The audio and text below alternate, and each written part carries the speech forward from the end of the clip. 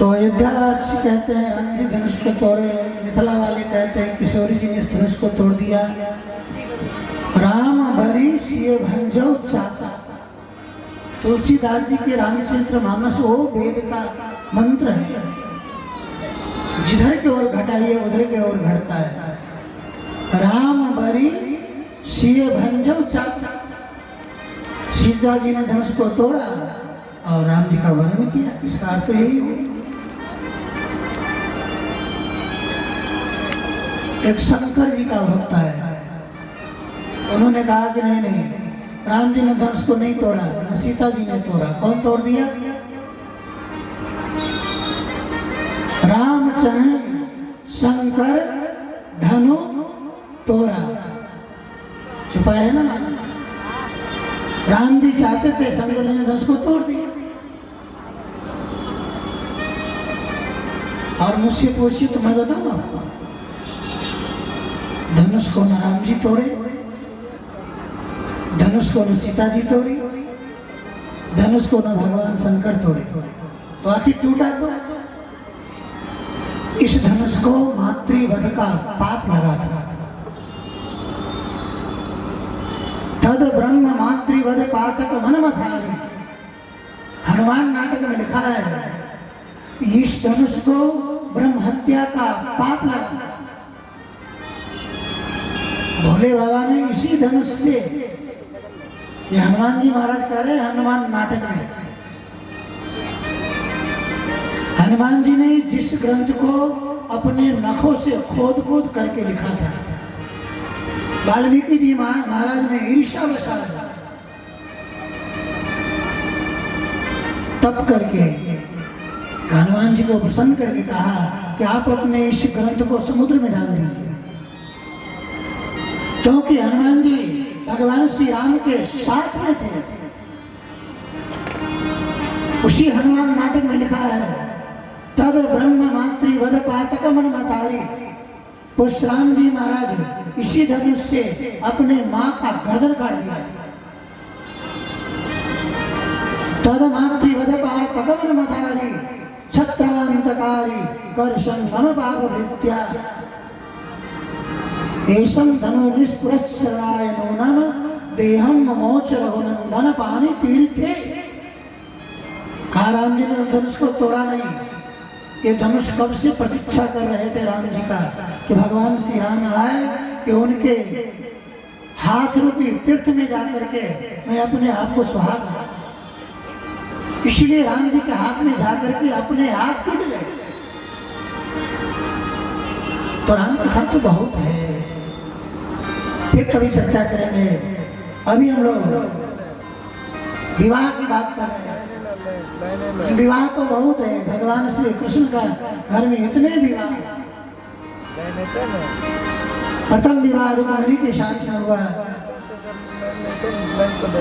और ये रुक्मिणी के गोद से पुत्र का जन्म हुआ। सम्रासुर आए, प्रसूति का गृह से उठा करके ले गया, समुद्र में डाल दिया।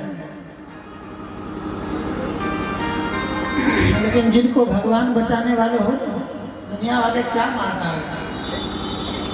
बहुत प्यारा भजन है, मारने वाला है भगवान, बचाने वाला है भगवान। शंबरासुर ने सोचा कि नहीं, बालक को किसी पंडित जी ने कह दिया कि तुम्हारा जो शत्रु है कृष्ण के पुत्र बनेगा, तो ले जाकर समुद्र में डाल दिया। समुद्र एक मछली निगल गई, खा गई। केवट के झाल में आया, राजमहल में आकर के राजा को समर्पित किया। उसी के राजमहल में भोले बाबा के कहने पर, जिसने कामदेव को भोले बाबा ने जला दिया था, नारद जी के कथनानुसार महारानी रति शंबरासुर के रसोई घर में रह रही है।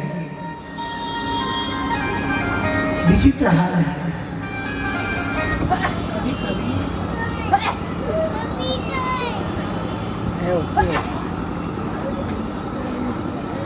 लाइट आ गया।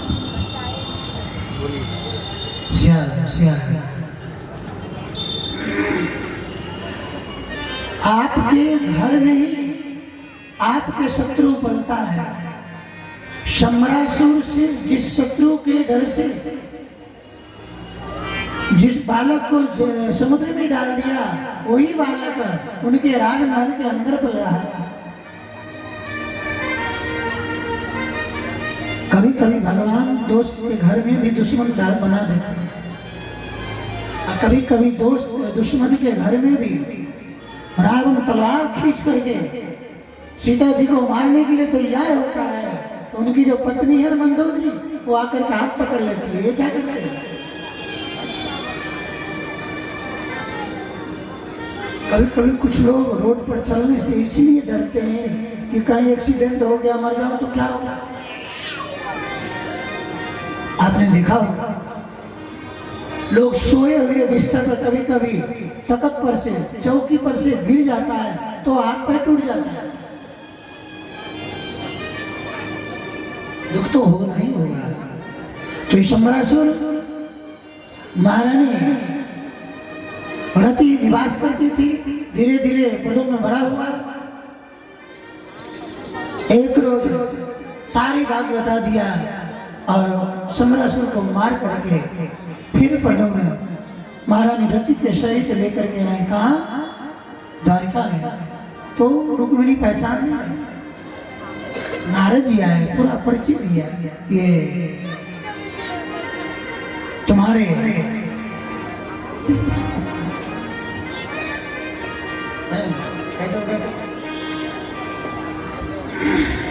तो महारानी रुक्मिणी ने को पूरा नारद जी ने परिचय दिया। तो राजमहल में निवासी भगवान कृष्ण के प्रथम विवाह और शांबती प्रसेन और सत्राजित ये दो भाई थे। सत्राजित भगवान सूर्य के बहुत बड़े उपासक थे, सूर्य की उपासना करते थे। तो सूर्य ने एक मणि दिया जो 80 भार सोना प्रत्येक दिन दिया करते। 8 भार, भागवत में लिखा है 8 भार मतलब 80 किलो सोना प्रत्येक दिन सत्राजित के घर में आता था। और जिसके घर में 80 किलो सोना प्रत्येक दिन आएगा वो शांति से बैठेगा क्या? मुश्किल है। आपका जेब खाली है ना, तो आप कहीं 2 रोटी खाओगे, शांति से बैठोगे। और कहीं 50 लाख रुपया आ जाए तो चैन से बैठने में नहीं देता है। कहाँ मकान बनावे, कहाँ जमीन खरीदे, कहाँ जाए, क्या करे। आनंद रामायण में लिखा है, लक्ष्मया चिदस्य चांचल्यम भयम शोको बधो। लक्ष्मी तो इतना बड़ा काम करती है कि लोगों को मन की चंचल कर देती है, बध तक करवा देती है। आनंद रामायण कहता है, मैं नहीं कह रहा। सत्राजित के घर में 80 किलो सोना प्रत्येक दिन आता था। द्वारका से चला गया काशी और काशी में जाकर के यज्ञ करने लगा। यज्ञों में खूब लुटाता था।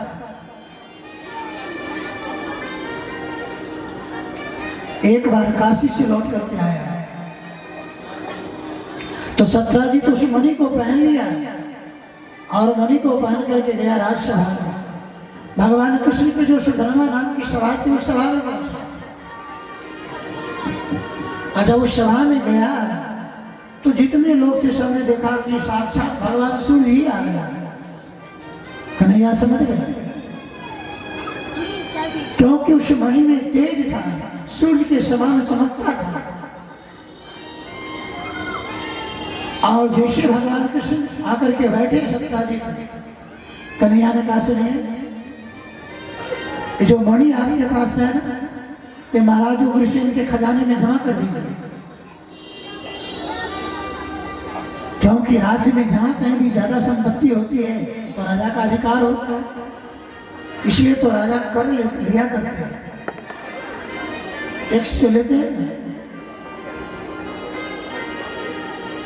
सत्राजित ने सोचा क्या करूं, देना तो था नहीं, तो बहाना कर लिया। क्या बहाना किया? कन्हैया से कहा कि अभी तो जा रहा हूं, घर में जाकर के पत्नी से पूछूंगा, पत्नी क्या कहती है फिर आके दे दूंगा। चला गया, फिर लौट करके आया नहीं।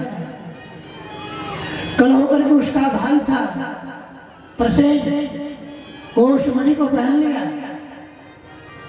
और मणि को पहन करके गया जंगल में शिकार करने के लिए।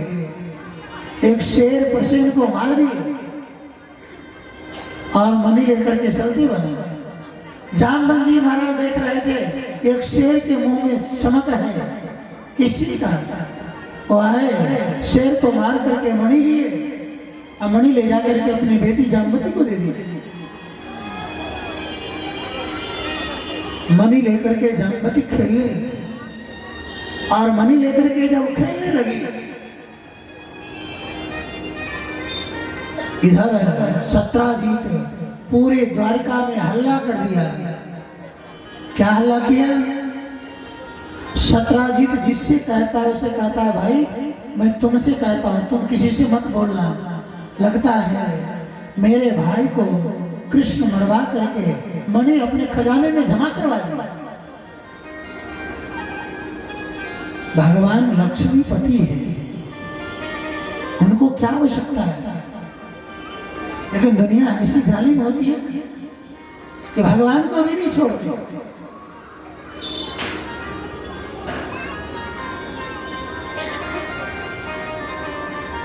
भगवान ने कहा अब क्या करें? पूरी द्वारका में एक बात बताओ, आप कोई बात किसी को बता देते हैं, ये गलती नहीं करते। बताने के बाद जो आप मना कर देते हैं कि ये बात किसी से नहीं कहना है, ये गलती करते हैं। जैसे आप मना करेंगे तो फिर वो बात बचेगी नहीं। लगेगा कहीं आप किसी महिला से कह दीजिए देखो मैं तुमको बताता हूँ, ये बात किसी और को मत बताना, कैसी भी बात हो तुरंत बताएगा, कुछ नहीं मिलेगा तो पानी के बहाने जाएगी या कहेगी हमारे घर में ऐसी ऐसी चर्चा चल रही है। यही हाल है। सत्राजीत कहता है कि मैं तुमसे कह रहा हूं तो किसी से मत बोलना, लेकिन पूरी द्वारका में बात फैल गई। जब पूरी द्वारका में बात फैल गई, कन्हैया द्वारका वासियों को लिया, कहा चलो मेरे साथ, और साथ में लेकर के खोजने के लिए गए। जंगल में गए तो एक जगह प्रसेन मरा हुआ था, मणि नहीं थी, शेर के पंजा में खून का धब्बा लगा हुआ था। कन्हैया ने कहा इसी रास्ते चलो, और जब उस रास्ते पर चलने लगे तो एक जगह शेर भी मरा था। शेर जो मरा हुआ दिखाई तो दिया, लेकिन मणि नहीं दिखाई दिया। मणि कहां गया? एक गुफा था, उसमें से प्रकाश निकल रहा था। कन्हैया ने कहा द्वारका वासियों से कि आप लोग यहीं रहो, मैं अंदर जाता हूं, यदि ज्यादा दिन हो जाए तो आप लोग चले जाना।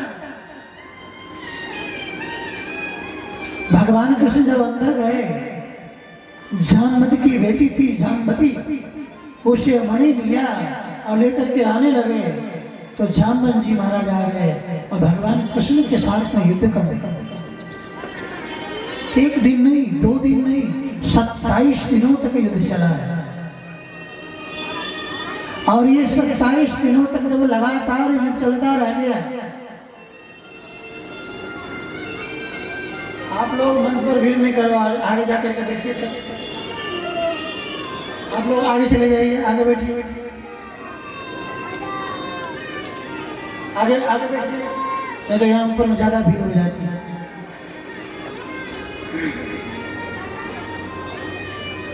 राधे गोविंद।